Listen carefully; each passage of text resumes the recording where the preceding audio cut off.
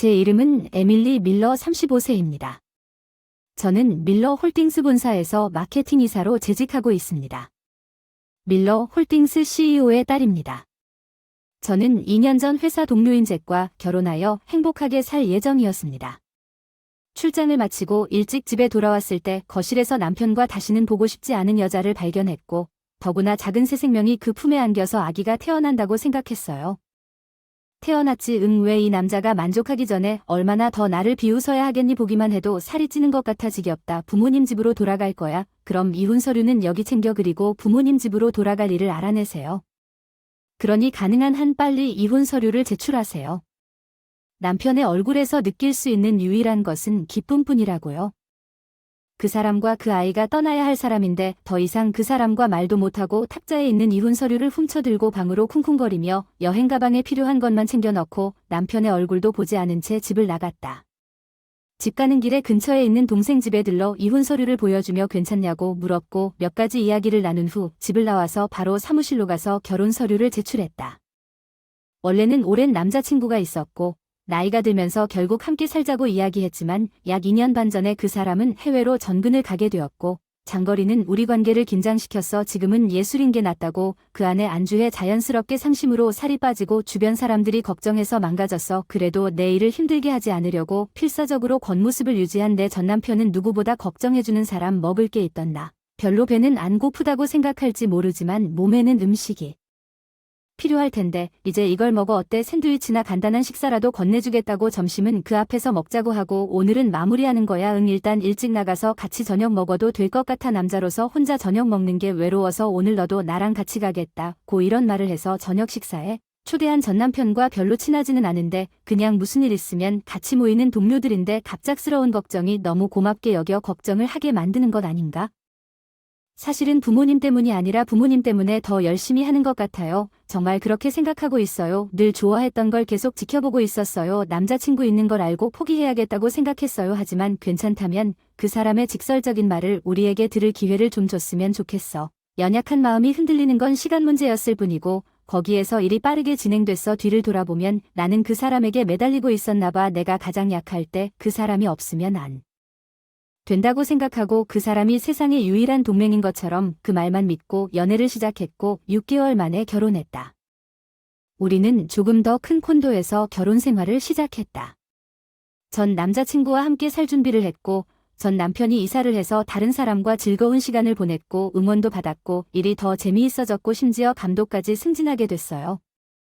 예전에 상상했던 것과는 전혀 달랐어요. 그런데 그때는 그것이 나의 행복이라고 확신하고 그렇게 하루하루를 살았는데 그 무렵부터 점점 위화감을 느끼기 시작했어요. 에밀리. 동료가 주로 있는 고객에게 파견될 가능성이 있어요. 저도 지원했는데 프로젝트 규모가 커져서 제가 직접 그곳에서 일하길 원하더군요. 사실 제 전남편은 영업 경력이 오래되었고 영업사원도 뛰어나서 회사에서 수없이 도움을 받았고 저는 분명 이번에도 잘할 텐데 왠지 갑작스러운 전개에 불안한 마음이 들었다. 같이 가는 동료가 여직원이고 그 사람이 직접 파견 의뢰인을 찾았다고 들었는데 북부에 있는 회사였다.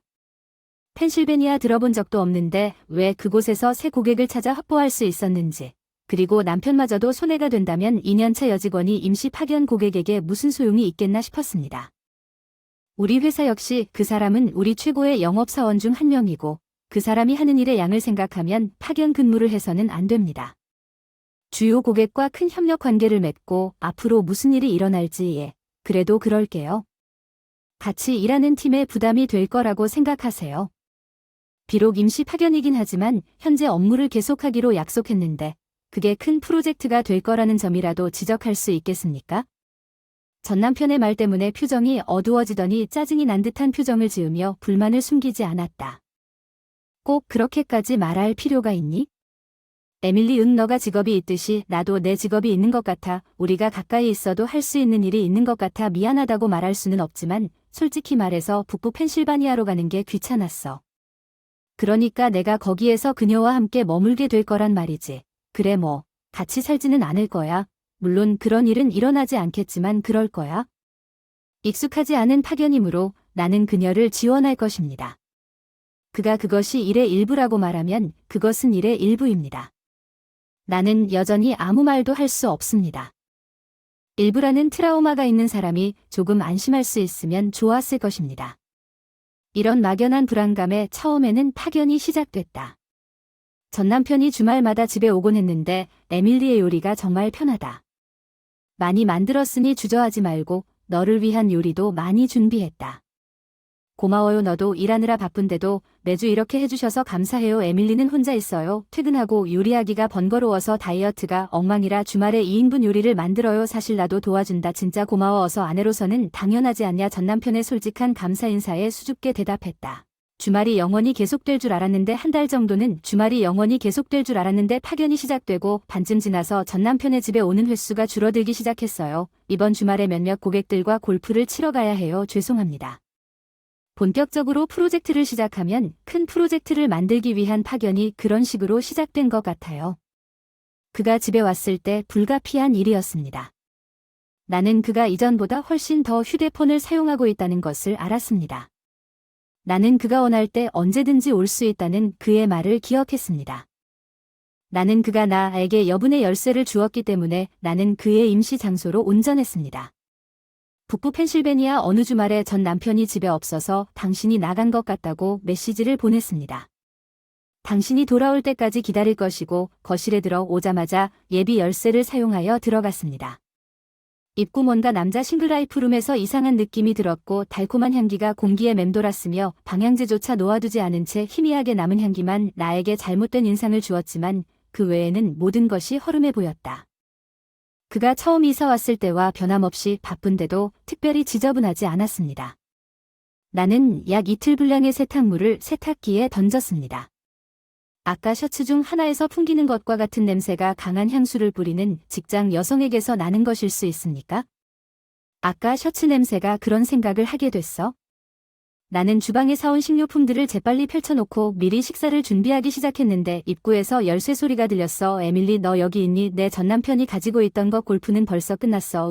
우리는 아침 일찍 시작해서 정오쯤 끝났어.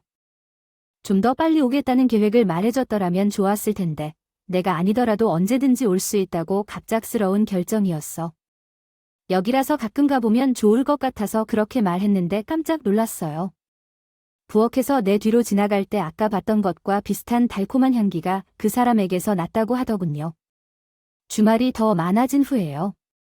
전 남편이 집에 오지 않을 때면 예전처럼 가끔 임시로 가서 식사를 준비하곤 했는데 얼마 후 큰일이 생겨 여행과 회의가 잦아 휴일에도 쉬는 날이 거의 없었습니다. 쉬는 날은 거의 쉬면서 전 남편 집을 방문하고 통화도 메시지와 가끔 영상통화로 제한했습니다. 안녕하세요, 에밀리 미안 지금은 부재 중입니다. 나중에 다시 전화할게요. 알겠습니다. 우리가 연결했을 때 타이밍이 어긋나고 대화가 지속되지 않아 우리를 완전히 어긋난 삶으로 이끌었습니다. 우리가 서로를 그리워하기 시작한 지 얼마나 되었는지 기억나지 않지만 마침내 내가 받아들일 수 있는 주말이 왔습니다. 제대로 된 휴식길에서 오랜만에 전 남편의 임시 숙소를 방문하기로 했습니다. 내가 간다고 메시지를 보냈지만 그 메시지는 읽지 않은 채로 남아 있었습니다. 그의 집에 도착하는 순간 평소처럼 예비 키를 사용하여 들어갔습니다. 특유의 달콤한 향기가 그 어느 때보다 강했던 입구 눈에 들어온 방은 내가 알던 방과 확연히 달랐다. 심플한 남자에게 어울리지 않는 핑크색 하트 모양의 쿠션과 어울리는 담요 장식 테이블 위에 남겨진 중고 접시 2세트 아침 식사 후 침실 옷장에는 여장들이 훤히 걸려 있었고 폭신폭신한 실내복은 거기 물건인 듯 침대 위에 가지런히 개어져 있었다. 아무리 봐도 부정행위가 확인됐다. 여자가 자기들의 동거 공간으로 이사 온 게 분명했다. 테이블 위에 가방에 식료품을 사서 소파에 앉았습니다. 얼마나 기다렸는지 말할 수 없었습니다. 입구에서 열쇠 소리가 들렸습니다. 두 사람의 발소리와 목소리가 점점 가까워졌습니다. 왜 향기가 나는지 달콤한 향기 여기에 처음 왔을 때 방과 세탁실에서 냄새가 났어요. 미안해요. 무엇을 할 건가요? 무엇을 하고 싶은가요? 제기 대신 그녀와 함께 여기에 머물고 있나요? 집에 온다는 것은 당신이 그 사람을 선택했다는 뜻이에요. 에밀리 잠깐만요. 그 사람이 나와 이혼할 만큼 그 사람과 함께 있고 싶나요? 파커 정말 미안해요. 잠깐만요. 에밀리랑 잠깐만 얘기 좀 할 수 있게 해주세요. 그게 무슨 뜻인가요? 그 사람한테 갈 거라면? 너희 둘은 더 이상 얘기할 필요 없어. 아니 난 에밀리한테 돌아갈 거야. 뭐 그러니 내가 에밀리에게 얘기할 수 있게 해줘. 왜 내가 모든 권리가 있을 때 더 강력하게 말할 수 없는 걸까? 결국 고발하려고 전 남편이 시키는 대로 하고 밖에서 시간 때울 방법을 찾아 얘기할 시간을 줬어요. 파커는 여기로 쉽게 돌아올 수 있을 텐데 당신은 일 때문에 여기 왔어요. 맞죠? 이곳은 회사 비용으로 임대된 곳이에요. 회사에서 불륜을 저지르는 것은 두 분 모두에게 심각한 규정 위반입니다. 죄송하지만 이 사실을 담당 부서에 신고해야 합니다. 에밀리 회사. 나를 제 회사에 신고할 건가요? 정말 미안해요. 그렇다면 그런 말은 안 했을 텐데요. 미안해요. 제가 밀러로서 제 남편의 일을 신고하는 것이 얼마나 창피한지 이해하시나요? 회사의 준법 위반. 정말 미안해요. 약속대로 전 남편의 파견이 곧 끝났어요. CEO인 동생에게만 상황을 보고하기로 결정했고 거기에서 HR을 통해 지시가 내려졌지만 약간의 불편이 있었습니다. 상대방에게는 파견 근무 종료 후 본사 업무량이 늘어났다는 설명을 듣고 파커가 건강상의 문제로 휴직을 했는지 정확한 이유는 불분명하지만 두 분 모두를 볼 필요가 없었다는 점을 이해하고 있었습니다. 전 남편이 이번에는 진심으로 반성한 것 같았고 출장으로 바쁜 일정에도 불구하고 돌아온 이후로 함께하는 시간을 최우선으로 생각하려고 노력한 것 같았습니다. 그리고 할 일은 최대한 같이 좋은 시간을 보냈는데 그나저나 우리 저축이 얼마나 되는지 지금은 잘 늘어나고 있지 않나? 매달 부지런히 일한 덕분에 잘 쌓이고 있어. 미안, 내 월급이 그렇게 높진 않은데 전혀 상관없어요. 우리 각자가 할 수 있는 일을 하는 거죠. 그렇죠. 그래, 고마워요. 우리는 결혼 이후 공동 저축 계좌를 갖고 있었습니다. 그것은 우리가 결혼한 이후로 집을 구입하거나 아이를 갖는 등 다양한 미래 피해를 위한 것이었습니다. 급여는 자체적으로 관리하고 지출 및 저축 전용 계좌를 만들어 각자 일정 금액을 기부했습니다. 전 남편이 저축 계좌를 담당하는 동안 지출 계좌를 관리했습니다. 2년 동안 우리는 꽤 많은 돈을 저축한 것 같습니다. 그래, 이제 집을 찾기 시작할 때인 것 같아. 콘도를 구해야 할지, 독립형 주택을 구해야 할지 아니면 육로로 구해야 할지 잘 모르겠지만 조사를 시작하는 것이 좋을 것 같다고 생각했어요. 바로 당신이에요, 에밀리.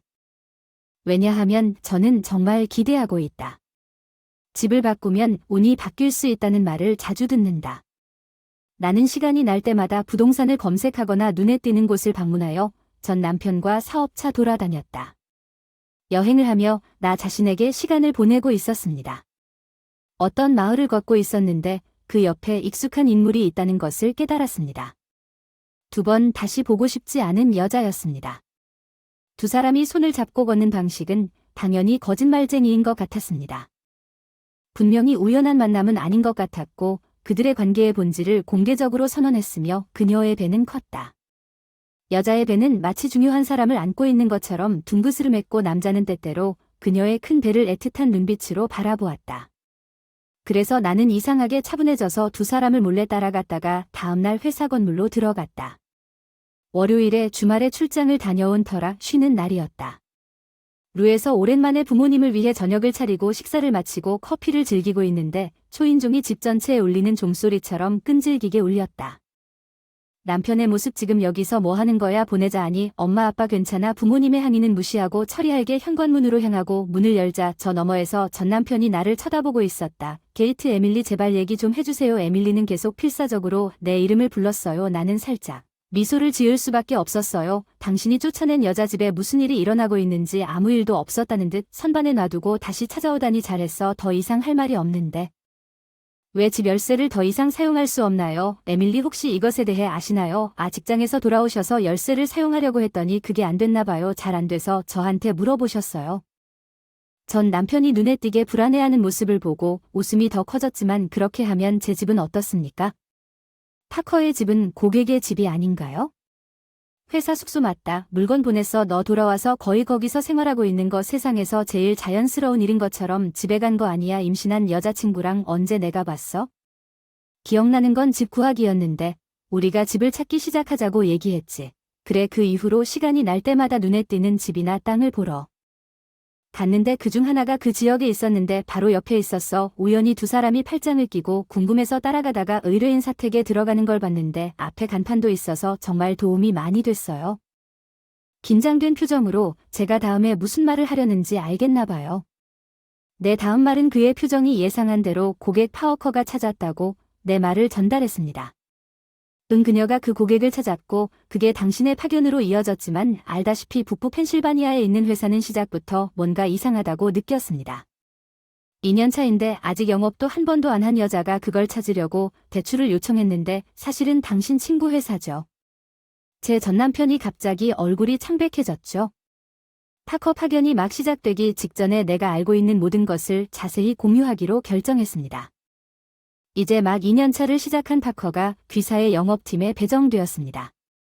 두 분은 함께 시간을 보내면서 고객을 지원하는 그녀와 함께 더 자주 함께 일하기 시작했습니다. 관계가 낭만적으로 변했습니다. 함께 더 많은 시간을 보내고 싶다는 생각으로 공동 파견 계획이 세워졌지만 파견은 편리하게 이루어질 수 없기 때문에 유일한 옵션은 회사를 운영하는 친구와 상담했다는 점을 염두에 두고 이를 위한 기회를 만드는 것이었습니다.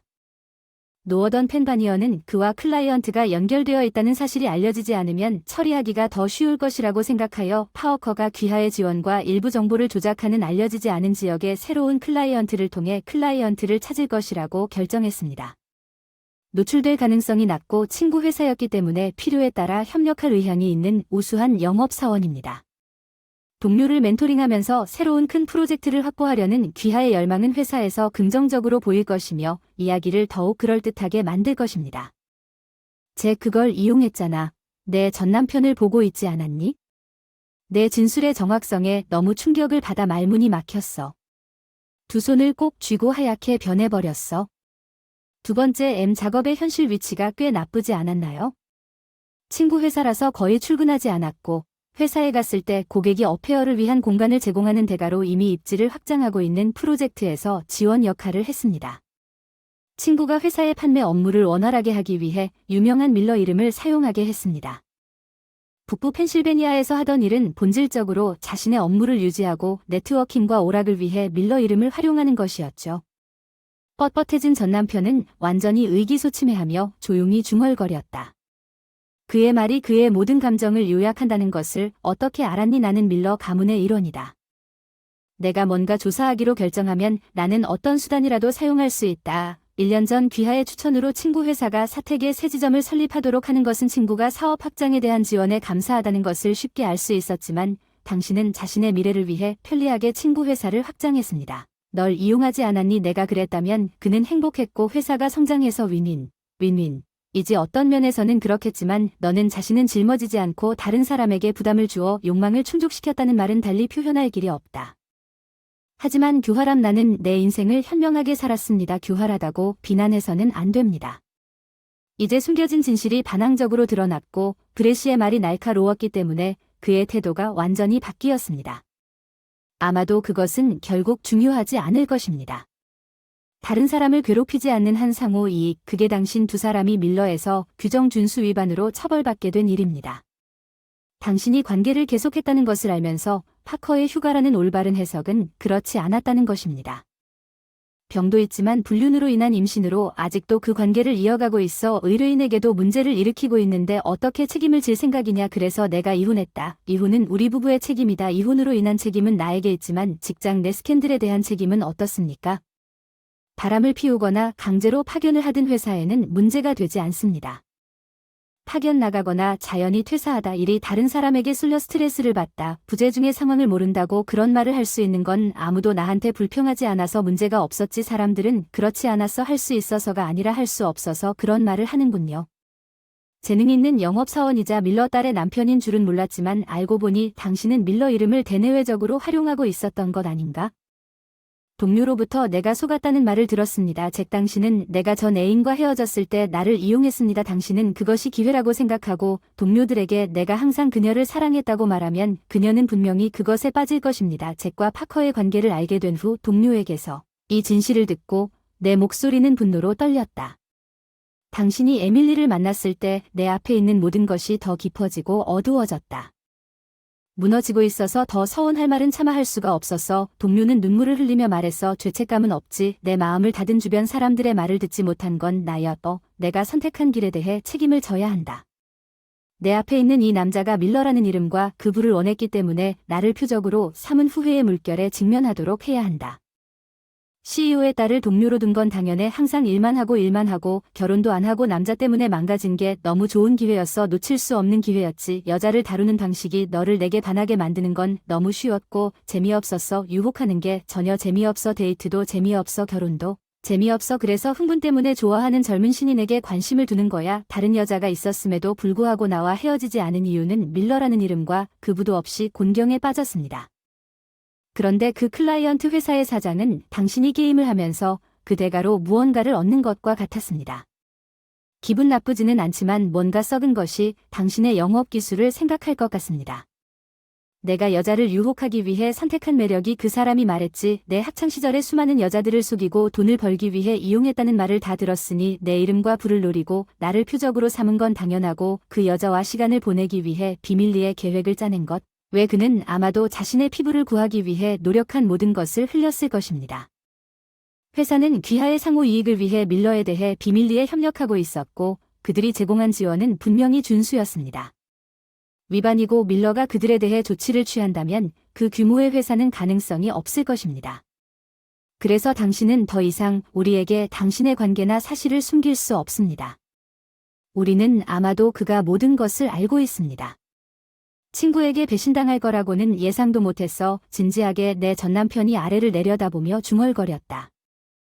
나는 계속해서 칼을 더 비틀었고 우리 공동 저축계좌는 어쩌고. 내가 계산한 것은 2년 동안 한 달에 $2,000에 2년 동안 보너스로 $6,000를 더한 금액이었다. 합치면 $72,000가 되잖아. 내 $72,000는 아직 그 계좌에 있지 않니? 내가 그 돈을 다른 여자에게 다 썼으니 그 돈이 거기 있다고 말할 수는 없을 것 같은데 그 여자한테 다 썼지? 그녀의 동료가 우리 동료에게 실제로 그녀가 잭과 바람을 피우는 것 같고 잭이 저축한 돈을 그녀에게 쓰게 하고 있다고 말했습니다. 그는 수지가 한 일이 맞습니다. 그래, 그 여자는 당신과의 바람에 대해 이야기하고 있었습니다. 직장 동료에게 믿을 수 있습니까? 그 사람은 당신에게 저축한 돈을 그녀에게 쓰라고 했습니다. 그녀는 그것이 기본적으로 횡령이라는 것을 알고 있는지 궁금합니다. 예. 전 남편이 변하는 것을 보고 공유 자산을 사용하는 것이 횡령으로 간주될 수 있다는 것을 몰랐을 것입니다. 갑자기 창백해지고 표정이 급변하는 모습이 정말 코믹했어요. 더 이상 참지 못하고 터져나온 웃음이 처음에는 뱃속 깊은 곳에서 토해내는 듯 크게 웃었습니다. 깜짝 놀란 내 전남편은 내 웃음에 화를 냈다. 얼굴이 빨갛게 변하고 말도 안 되는 소리까지 나에게 화난 말을 던지기 시작했고 나는 숨을 헐떡이며 웃음을 진정시켰다. 당신이 남의 얼굴을 비웃는 것은 얼마나 무례한 일이지만 너무 웃기다. 몇 년 동안 해온 일 때문에 너무 힘들어요. 거울에 얼굴 좀 보세요. 감정이 북받쳐서 웃기네요. 입술을 깨물고 귀까지 빨개진다는 말을 듣고 눈치챘나 봐요. 내 전남편이 얼굴을 가리려고 돌아서면서 닥치라고 불평했는데 어떻게 할 건가요? 우리 변호사들이 이미 이 일에 대해 알고 있다는 것을 알도록 제가 방금 말한 모든 것은 보상 및 징벌적 손해배상을 포함하여 우리 변호사들을 통해 확인되었습니다. 비용이 많이 들 것입니다. 횡령을 저지른 후 이혼 시 재산 분할을 감히 주장하지 못할 것입니다. 그렇다면 변호사를 선임하여 논의하도록 하세요. 그의 입술을 깨물고 잠시 멈춰 내 전 남편에 대해 생각하는 것은 어떻습니까? 갑자기 사과하기 시작해서 에밀리 미안해, 용서해, 다시 시작하자, 제발, 내가 아직도 널 가장 사랑한다는 걸. 에밀리도 마찬가지야. 그래서 사귄 지 6개월 만에 나와 결혼하고 두 번째 장소에서도 나를 데리러 와줬잖아. 희망에 찬 눈으로 나를 올려다보는 그의 눈은 그가 이렇게 말하면 내가 그에게 돌아올 것이라고 믿는 설명할 수 없는 기대로 가득 차 있었다. 잭, 나는 내가 할 수 있는 일을 했고 책임을 졌다. 이제 당신이 초래한 모든 것에 대해 당신이 책임을 질 차례다. 마침내 내 전남편도 상황의 심각성을 깨달은 것 같았다. 그의 눈에 있던 희망은 빠르게 흐려졌다가 몇 달 동안 완전히 사라졌다. 그 이후로 나는 여전히 회사에서 일하느라 바쁘다. 변한 것이 있다면 지금은 창밖으로 프랑스어에 둘러싸여 일하고 있다는 것이다. 멀리 에펠탑이 보인다. 네, 나는 현재 파리에서 일하고 있다. 이번 기회에 해외에서 일해보고 새로운 에멀리를 시작해보는 건 어떨까요? 내 좋은 동료가 여기서 컨설팅 회사를 운영하고 있는데 내 여동생이 파견 근무처럼 합류하고 싶다고 하더군요. 그런 식으로 갑작스러운 제안이었습니다. 동생은 놀랐지만 나도 감사했다. 과거에 짓눌린 환경을 바꾸고 내가 하고 싶었던 일에 전념하고 다시 나를 찾고 싶었다. 형의 제안을 고맙게 받아들인 지 몇 달이 지났다. 필사적으로 클리닝 온 드디어 여기 일하는 속도에 익숙해지는 것 같은 느낌이 들기 시작했습니다. 물론 이것은 내 동생의 친구인 CEO의 배려 덕분이고 무엇보다 도착 직후 예상치 못한 재회가 정말 감사했습니다. 오늘은 이제 마무리할 시간이 아닐까 생각하고 동기부여를 줬는데 PC를 끄고 정리를 시작하다 그림자가 내 옆에 떨어졌다. 이제 마무리할 시간인가. 그래, 오늘은 하루를 마무리하는 게 좋을 것 같다고 생각했어. 목소리는 몇 년 전 오해로 헤어진 전 남자친구 제임스의 것이었습니다. 알고 보니 제임스도 마무리 중이었는데 꽤 익숙해진 듯 좋아하는 이탈리안 레스토랑에서 우리가 잔을 부딪히며 식사하자고 제안했습니다.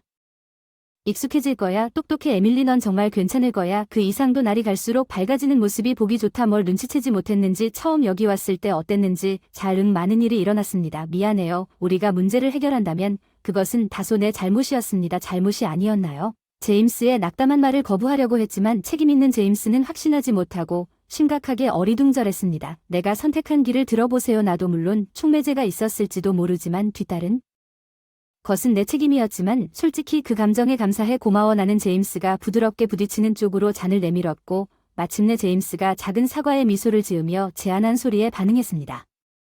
이제 정말 괜찮아요. 내 전남편과 그의 외도 파트너가 회사와 사회 모두로부터 결과에 직면했다는 것을 알고 있습니다. 저는 위자료를 통해 문제를 해결했습니다. 여기에 오는 것이 내 결정이었습니다. 여기서 제임즈를 만나는 것은 예상치 못한 일이었습니다. 제가 도착했을 때 제임즈에게 소개된 것은 정말 우연이었습니다. 회사에 누군가가 생각지도 못한 일에 우리 둘 다 너무 놀라서 말없이 서로를 쳐다보게 되었어요. 제임스가 파리에 와 예전에 다니던 회사를 그만두고 이 회사에 들어왔어. 형은 왜 모를지 이해가 되긴 했지만 헤어진 게 처음에는 엄청나게 어색했지만 일을 시작하고 나니 과중한 업무량으로 어색함이 사라지고 인해 제임스와의 교류가 자연스러워졌다. 솔직히 에밀리와 재회해서 기뻤다. 서로의 얼굴도 보지 못한 채 끝난 게 아쉬웠다. 내가 처음 여기 왔을 때 나도 지금 당신만큼 절망적이었습니다. 에밀리, 솔직히 내 상태가 더 나빴던 것 같아요. 임무를 맡은 지 몇 달이 지났을 때 동료와 함께 식사하면서 웃을 수 있을 거라고는 상상도 못했죠. 그랬던 것 같아요. 이제 나는 제임스의 어려움을 몰랐거나 이해하려고 노력하지 않았다는 것을 이해합니다. 궁극적으로 나는 내 자신의 문제에 너무 빠져서 제임스를 진정으로 볼 수 없었습니다. 이것은 여기에 온 이후로 전 남편과의 관계에서도 마찬가지였습니다. 드디어 진정한 내 모습을 마주할 수 있게 된 것 같아 미안해요. 항상 나 자신만 가득했기 때문에 장거리 여행은 우리 둘 다 처음이었는데 가끔 두 번째라면 어쩌면 잘 될지 모른다는 생각이 들곤 해요. 지금 당장은 성급하게 일할 생각은 없지만 언젠가는 애니 비안드가 다시 일할 수 있기를 바랍니다. 나를 똑바로 바라보는 그의 시선은 몇 년 전의 추억을 불러일으켰습니다. 그가 여전히 나 같은 사람에 대해 그런 생각을 품고 있다는 사실이 나를 따뜻하게 해주었습니다. 마음 고마워요. 하지만 아직은 그런 일을 할 준비가 안 된 것 같아요. 같은 실수를 반복하고 싶지 않고 이제 막 제 자신과 마주하게 됐어요. 여기서 해야 할 일이 있다는 걸 이해해요. 그래서 지금 당장은 성급하게 일할 생각은 없지만 항상 에밀리가 행복하길 바라는 사람이 여기 있다는 걸 기억하세요. 솔직히 저는 다른 일을 할 수 있는 곳이 아니고 상처받은 내 내면 어딘가에 있어요.